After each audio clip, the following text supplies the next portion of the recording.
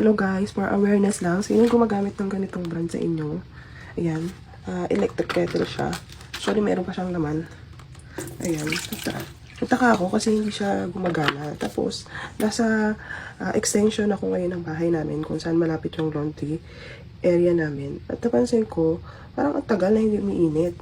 And then, buti na lang, pumunta ako dito kasi, look, natanggal ko siya. Sobrang usok dito kanina.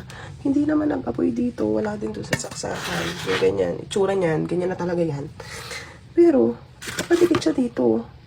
Kaya umusok dito. At itong bucket na to, it's empty. Wala siyang water. Kaya nagtataka ko. At ito, binili ko to nung March pa. So, ano na ngayon, November. 8 months na siya sa akin. Kaya parang sabi ko, ang ganda naman ito, mura. Tapos, ang tagal na. Walang nangyayari. And, wala po kami masyado ditong daga. Wala rin kaming mga butbit. Ang peste lang po namin dito is ipis. Yun po, ipis tsaka lamok. Langgam, ayan. Pero wala kaming daga.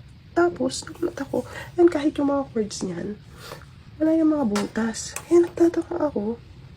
Ngayon lang naman ito, napatikit ko naman dito. Nag-usok siya dito. Dito pa talaga.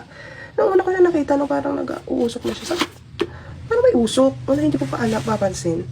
Tapos, wala namang ano dito. Dito lang. So, for awareness lang guys, please be careful. Watch it.